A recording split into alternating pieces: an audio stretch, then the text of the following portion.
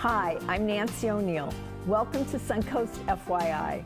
Joining me today are Corey Potter with the Humane Society of Sarasota County, Jane Giroux with the Suncoast Blood Bank, and Marietta Lee with the Museum of Art and Whimsy.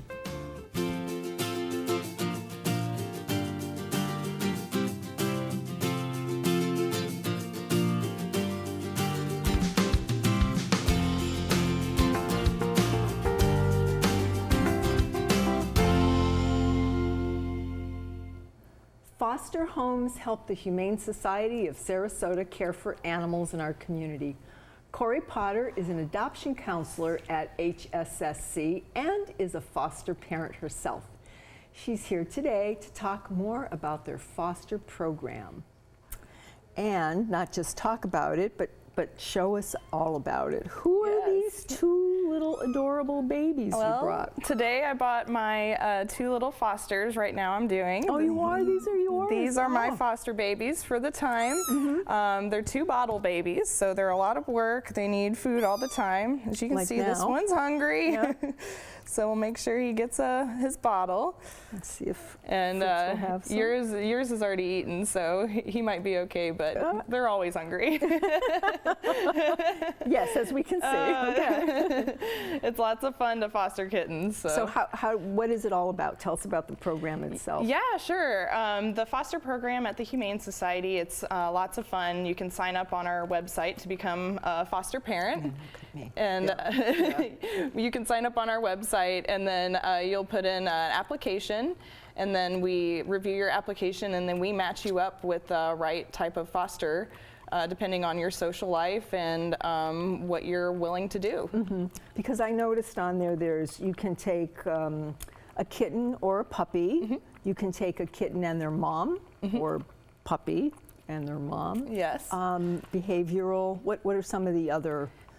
Yes, well, like with these two, these are orphan kittens, so they need round-the-clock care. They need to be bottle fed about every 3 or 4 hours, so they're very time-consuming.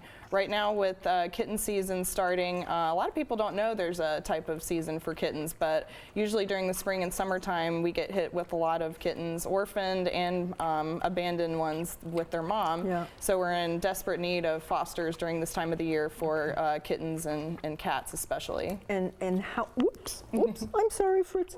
How long is the foster program? I mean, how long do you take in a foster pet? Yeah, it all depends on the age. I'm not very good at this, am I? With these little bottle babies, you can maybe have them for about 5 to 6 weeks. We basically categorize kittens in 2 types of fosters: the bottle babies, which are going to be the round-the-clock care like these ones, and then the kittens who are already weaned that maybe still need about 2 or 3 weeks to grow before they're ready for adoption. Okay. Now, how long are they bottle fed? Bottle fed, they're bottle fed till they're about 5 to 6 weeks. So that's the 3 to 4 hours every night? Yes, that's 3 or 4 hours every day. You're going to need somebody who has a lot of free time, maybe that has capable to take them to work with them. These aren't the type of fosters for somebody with a full-time job.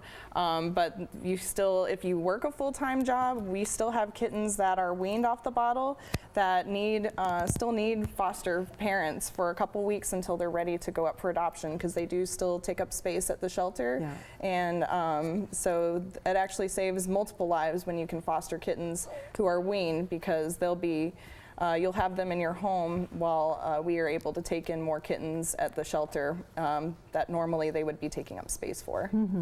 Now, how many actually come back after they've been fostered? Because I just don't know that I could give them back. You know, a lot of people say, I don't want to foster kittens because I just want to keep all of them. Yes, exactly. Which is understandable. How can you not love these little guys? But in fact, we make it kind of easy for you. As soon as they're ready to come back to the shelter, we're always ready to give you more.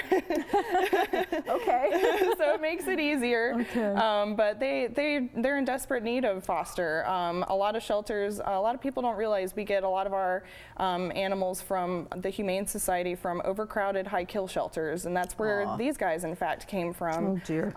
They were transferred from an overcrowded shelter. They didn't have a foster, so we stepped up and we were ready to foster them. So, So how can the community help foster parents like you other than fostering? Is there, what can we do if we can't foster? Absolutely. You can always go to our website, take a look at our wish list on the Humane Society webpage.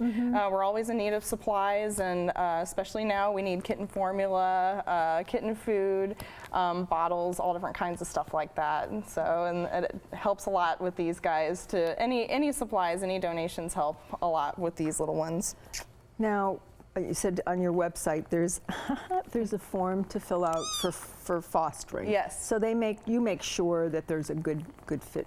Absolutely, yes. It's a foster application. We basically ask, how many hours do you work, the other pets in your home. We'll interview you, and then depending on your situation and lifestyle, we'll match you up with the perfect foster. And I'm sure there's a number of them in there that need a good home. Absolutely, for a bit. absolutely. Last year, a local shelter was telling us they were getting in around 30 underage kittens a day. Oh my and gosh. So they were contacting us to try to find fosters and maybe rescues that can help take them. So, and it's already started back up again this year. So we're on the lookout for some people willing to step up and take care of these About babies. how many kittens or rescues do you get in typically in a season? We last year during season we successfully fostered and adopted out around 180 kittens. Oh my goodness. We're ready to do that again this year, if not more. Wonderful. Okay.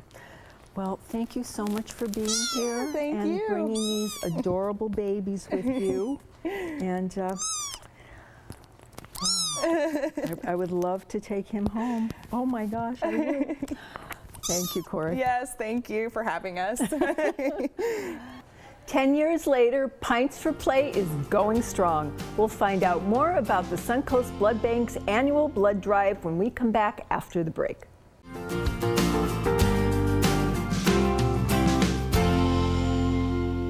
Welcome back. The 10th annual Pints for Play blood drive is coming up.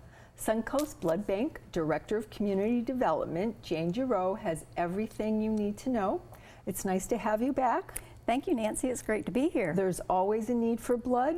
Every day. And you have this wonderful event coming up called Pints for Play. Yes. Okay, tell us about this wonderful event. We actually are calling it P4PX in shorthand because it is our 10th annual.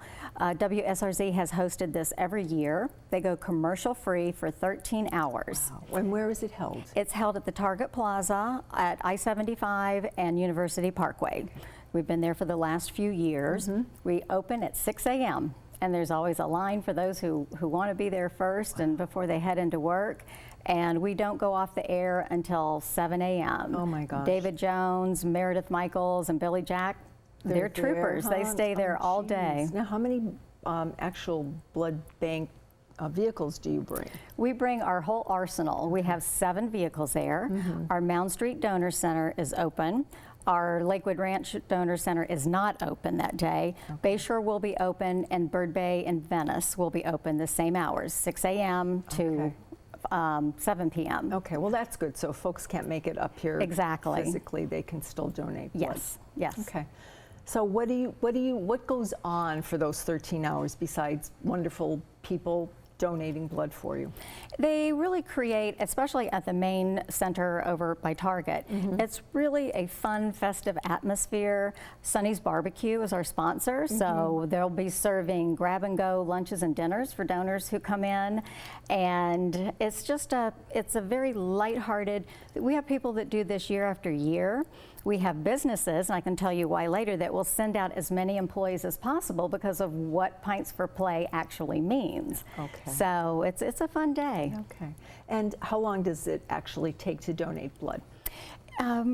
Probably from the time you register until the time you're out the door, 30 minutes for a single unit of blood. A double unit takes about 45 minutes.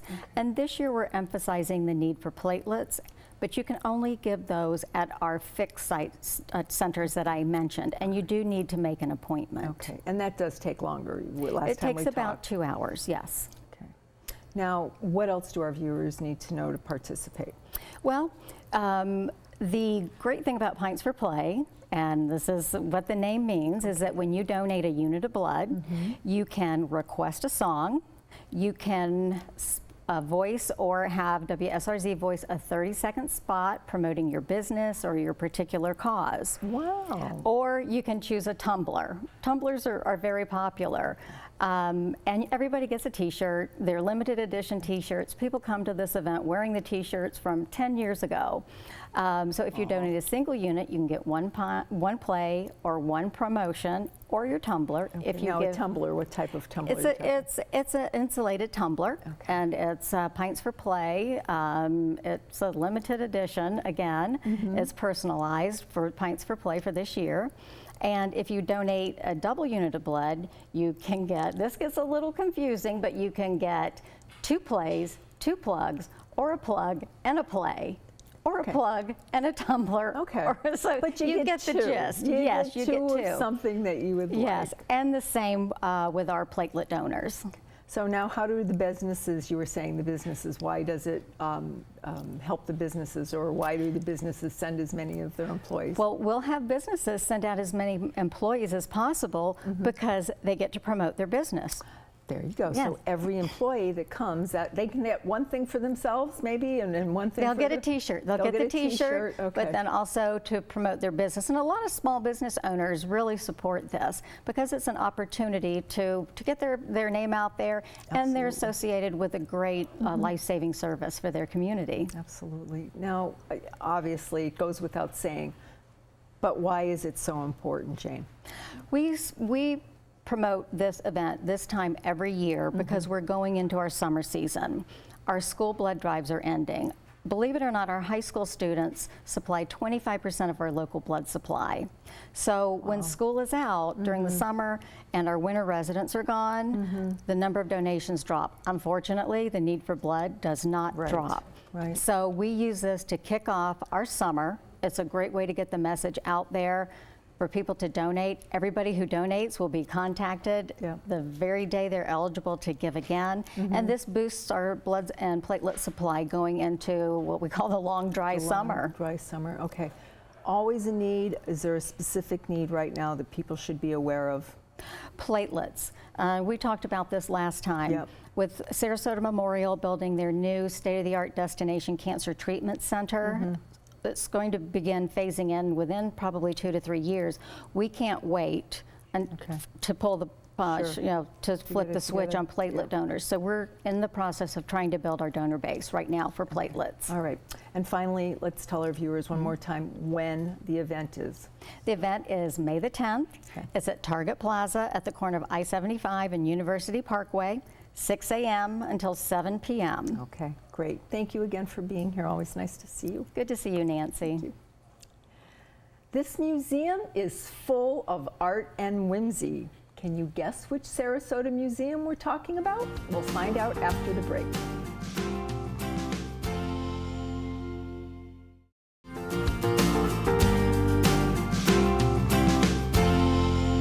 Welcome back to Suncoast FYI. Marietta Lee is the founder, director, and curator of Sarasota's Mariettas Museum of Art and Whimsy. She's back on the show this week to tell us more about it. Welcome back, Mary. Hi. Hi. Hi, Nancy. Nice to see you again. Nice to see you. So last time we spoke about all of the background that brought you here and why you opened the museum.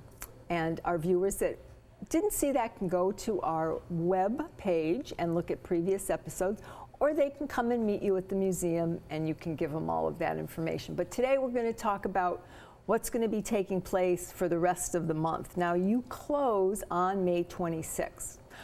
Why do you close so early? And what do you do in the summer? Well, we're really, really busy. Everybody thinks that I go up north, but I don't go up north. But a lot of our volunteers go up north. And we're 100% volunteer run. So it's really important. It takes about 10 to 12 volunteers for us to be open. Every day, right? When we're open. Yes, we're open Thursday, Friday, Saturday from 1 to 4.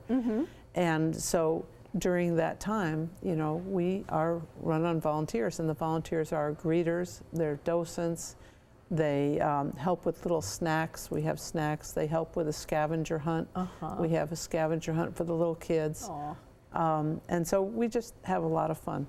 Yeah, I know, because typically, I mean, I know one day I had heard that you had over 300 people come through. Yes, in one 3-hour section, we had 374 people. Oh my goodness, yes. So you need the volunteers because, my goodness, I mean, you just can't take care of everybody, and you do. I know you're out there and you love to meet and tell people about what you do, and that's what makes it, I think, a lot of fun for you and a lot of fun for the people that come to see you, because everybody's like, who is this woman? You know, and they probably are talking to you and they just don't know it, right? Well, that's true. Sometimes they don't know, but we have tours very often. I'll give a tour on Thursday and Friday. People call in ahead of time, and usually we have a maximum of 25 people and a minimum of about 15. And what we find is that some of our regular visitors who are there that day, they tend to add on to our group to listen. Okay. Yeah, well, you're always something more to learn in there. So let's get to, you're going to reopen in the fall. Yes. Okay. So we're closing May 26th. Yep. And we will be open May 26th, and then that's our last day. So that's a Saturday. Okay. Okay, May 26th. And then we have some fixing up to do. So one of our rooms, we have to repaint and do some things in there. Sure. And then so we take the artwork down, and a lot of times people say, well, I could just come in during the summertime. And I'm saying, well, really, you know, we have things that are off the walls. We move our carts of the artwork around to try to figure out the next show. Yeah. And so we have quite a commotion going on, and we have new work that we want to put up for next year's show. So when will you reopen? Sometime in the fall? Do we have a date yet? Or? yes, we found that opening the day after Thanksgiving works very well. Excellent. Everybody knows what that date is. Yes. We don't even need numbers. There you go. No numbers. Yeah. Okay. And next season's show, you said you're always bringing new things in. Do you have themes in mind for next year, or how do you plan your next show, Mary? Well, it depends upon the artwork that I find throughout the winter season. And this winter, I really have not had much of a chance to get out to go to a lot of the outdoor art shows. But I have had a chance to get out to some of them. And so we do have work that is new. And we've tried to figure out how to mix and match, how to put it all around, how it's going to relate to its neighbors. Yeah. So that's challenging. It is. It's a very eclectic.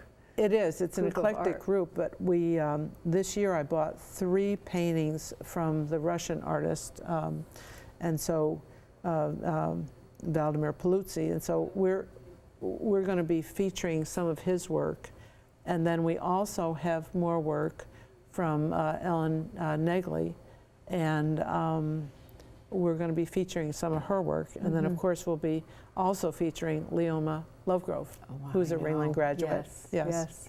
Yeah. Now, how do you, a couple questions. How do you find the art that you love, like this Russian artist? Where did you hear about him? Do you know him? I mean, how does that come about? That was purely by chance. I went out to St. Armand's Art Show, which was very nice. It was local in the wintertime. And I went out there and I saw this artwork and I thought, wow, that's really, really good painting skills there. You know, I mean, he's way past me. And I thought, wow, that's... and you're pretty good. I want to show, well, thank you. But I want to show this to people, you know, because this is what somebody can attain. I mean, this is just fantastic painting. And so I bought 2 paintings. The following year I bought 1 painting. And then this year I bought 3. So now we actually have a theme of what he's doing. So I'm sure we'll be able to get him to come and talk. He has trouble with English, but he's fascinating. He's really good. And he's going to be doing a video at the end of the last week that we're open, he's bringing a video team in, and they're going to video him talking about his artwork. So that's going to be really cool. So you'll have that running next year when people come in on a monitor? I certainly hope so. I Okay. hope so. We'll see. I mean, I'm sure that they'll be very anxious to give us a copy. So. Okay.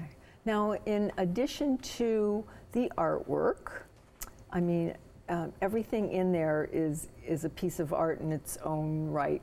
You have your beautiful gardens in the back, and people can find treasures everywhere. You No, we have artwork in the bathrooms. We have artwork everywhere.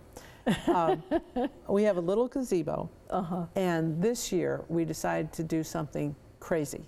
So what we did was we put screw eyes in the roof of the gazebo, and little screw eyes, and then we put an orchid in the middle, and then we put something to attach it there to the roof. So it's a wooden shake roof in the gazebo. And then the orchids are all on top. Oh my gosh. So right now we're just using a watering hose to spray them, keep them alive. And then next week we have somebody coming in who's going to put a mister on top. So it'll get misted like maybe 5 minutes a day. There you go. There you go. So they're all unusual things. Okay, one last question because we're almost out of time. You have a cafe? Do you, or do you have just little tea and munchies? I mean, what has that developed to? We, at one point, several years ago, we were going to build a cafe and a retail store, okay? The problem is we got it built. It's lovely. And I turned 70. And when I did, you start reassessing your life, and you think, do I want to start 2 new for-profit businesses? Oh my. And the answer was, actually, no. I mean, all my friends are going out to lunch, you know, and I'm working. Go too, right? I'm working, yes. And I said, okay, this is not working. This is not a good plan. All right. So what we do is we give out flavored water from fruits, and we give out little munchies, and everybody loves it. Okay. And we don't charge for that. There you go. Now, I know there's no fee, but you request a $5 donation, and I think that is very reasonable for what you're going to see. We have a suggested $5 donation. There you go. Yeah. Okay. And again, closing May 26th, last day, everybody, so make sure you get there before that, right? Yes. Okay. Mary, thank you again for being here. Thank you so much for inviting me again. Pleasure. Very nice. The weekend is almost here. If you're looking for something to do, we have a few suggestions when we come back. Coming up this weekend on the Suncoast, the Siesta Key Sand Sculpture Contest is Saturday on Siesta Beach. It's the 21st year for Corvettes on the Circle on St. Armand Circle. That's Saturday as well. It's from 10 a.m. to 4 p.m. And all weekend long is the Venice Seafood and Music Festival taking place in Centennial Park. That's from 11 a.m. to 8 p.m. If you would like to promote your community event on Suncoast FYI, we would love to hear from you. Just call us at 941-361-4333. To view previous episodes, go to snntv.com under Programming. I'm Nancy O'Neill, and we'll see you next Friday on Suncoast FYI.